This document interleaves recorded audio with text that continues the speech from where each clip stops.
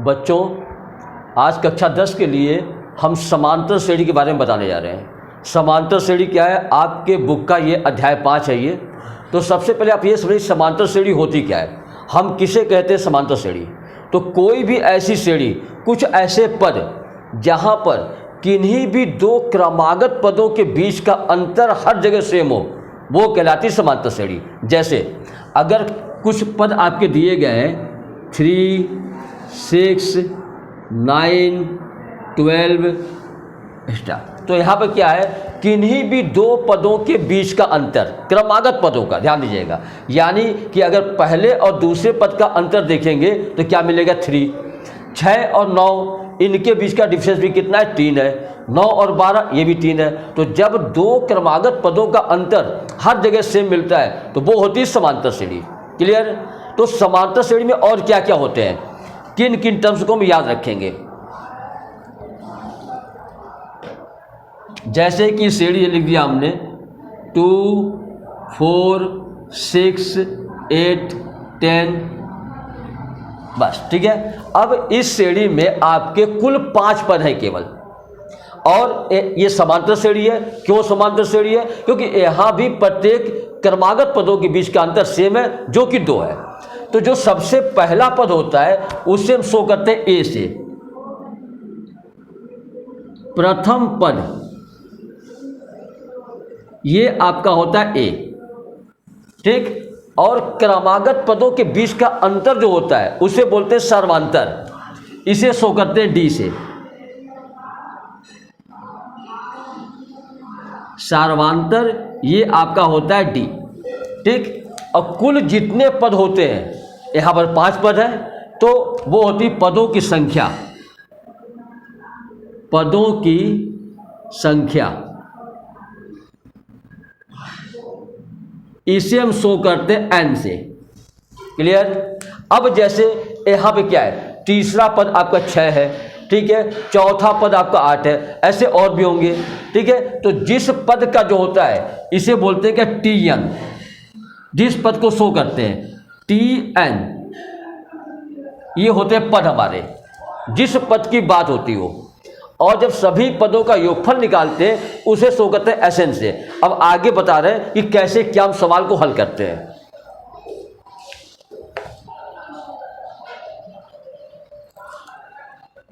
पहले कुछ फॉर्मूले वो आप लिख लिए। जैसे कि एनवा पद, हमें किसी भी श्रेणी का एनवा पद निकालना है तो मतलब क्या, टी एन, ये हो गया एनवा पद। इसका फॉर्मूला क्या होता है, A plus N minus 1 into D. इस फॉर्मूले से हम किसी भी श्रेणी का कोई भी पद, उसकी वैल्यू निकाल सकते हैं। 5वां पद, 10वां पद, ठीक है, जिसकी चाहे उसकी वैल्यू निकाल सकते हैं। लास्ट टर्म को शो करते हैं एल से। अंतिम पद का फॉर्मूला सेम वही होता है जो आपके टीएन का फॉर्मूला होता है। ये भी आपका वही होता है, A plus N minus 1 into D. अब मान लीजिए कुछ पदों का योगफल निकालना है, 4, 5 पद जितने भी आपको श्रेणी में दी गई हो, हमें जितने पदों का योगफल निकालना है तो उसके भी 2 फॉर्मूले होते हैं। पदों के योगफल को शो करते हैं एस एन से। एस एन बराबर होता है n/2 big bracket 2a plus n minus 1 into D. दूसरा फार्मूला क्या होता है एस एन का, ये होता है n/2 ब्रैकेट में a प्लस एल। ये 4 फार्मूले आपको लर्न करने होंगे। क्लियर? अब हम आते हैं सवाल पे। सवाल आप कैसे लगाएंगे,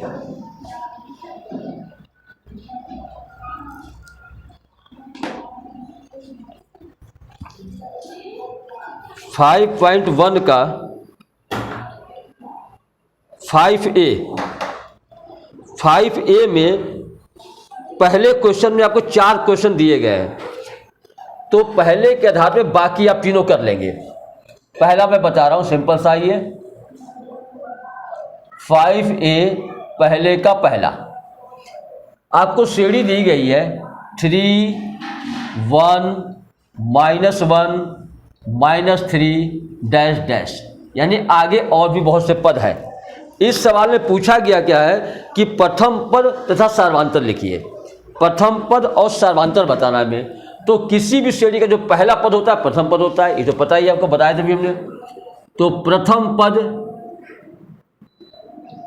जिसे हम शो करते हैं ए से, ये आपका हो जाएगा 3।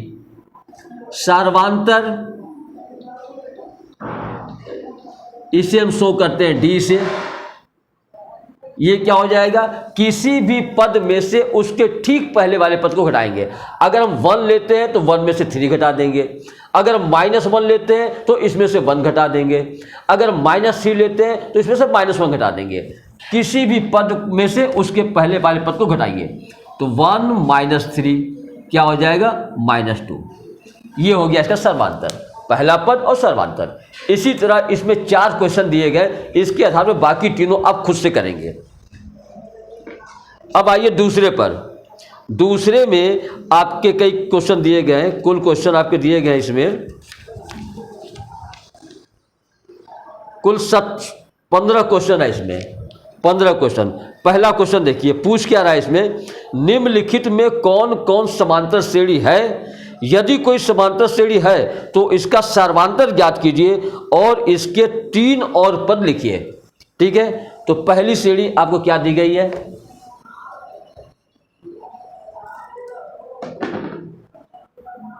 2 4 8 16। दूसरे का पहला क्वेश्चन ये दिया है 2 4 8 16। अब आपको बताना है कि ये समांतर श्रेणी में है अथवा नहीं है। यदि है तो इसका फिर हमें सर्वांतर भी बताना है और अगले 3 पद भी लिखने हैं। तो पहले आप देखिए समांतर श्रेणी में है कि नहीं है। तो डिफरेंस देखिए, पहले 2 पदों का डिफरेंस क्या दिख रहा है, 2 दिख रहा है। 4 - 2 यानी 2 हो जाएगा। 8 - 4 ये 4 हो जाएगा, यानी कि ये आपका समांतर श्रेणी में नहीं है, समांतर श्रेणी नहीं आई है। क्लियर। तो सबसे पहले क्या करेंगे हम, पहले पद में से दूसरे पद को घटाइए। सर्वांतर को डी से शो करते हैं। जब दूसरे पद में से घटाएंगे पहले को हम, तो क्या लिखेंगे, D1। D1 क्या हो जाएगा, 4 - 2, इसकी वैल्यू क्या आ गई, 2 आ गई। फिर आप D2 निकालिए, यानी कि अगले पद में से उसके पहले वाले को घटाइए। 8 - 4 ये आपका 4 आ गया। और निकाल लीजिए, D3 भी निकाल लीजिए। D3 में क्या आएगा, 16 - 8 जो कि 8 आएगा। तीनों ही अलग है। ये हम केवल D1 और D2 निकाल के ये पता कर सकते हैं कि समांतर श्रेणी में है अथवा नहीं है। तीसरा निकालने की आवश्यकता है नहीं, फिर भी निकाल लिया हमने। अब क्या दिखा देंगे कि चूंकि D1 is not equal to D2 is not equal to D3, इसलिए दिए गए पद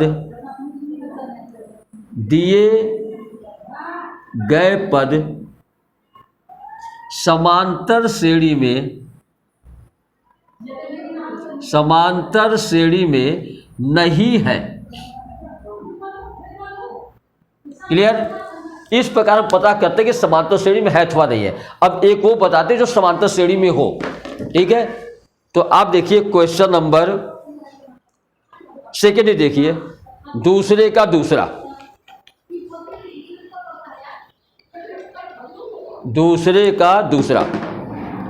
ये आपको क्वेश्चन दिया गया है -10 -6 -2 and 2। -10 -6 -2 2 ... वही काम यहां भी करेंगे। दूसरे पद में से पहले पद को घटाइए पहले। ठीक है, यानी कि D1 पहले क्या निकालेंगे, D1। तो क्या हो जाएगा, -6 में से माइनस करेंगे -10 को, तो क्या आ जाएगा, -6 + 10, ये आपका आ गया 4। अब आप एक और निकालिए D2। तो -2 में से माइनस करेंगे -6 को, ये हो जाएगा -2 + 6, यानी क्या हो गया, 4। क्लियर है ये।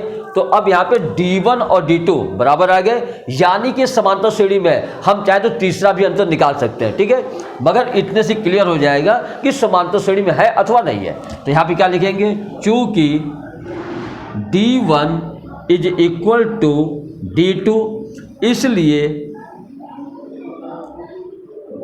दिए गए पद समांतर श्रेणी में है।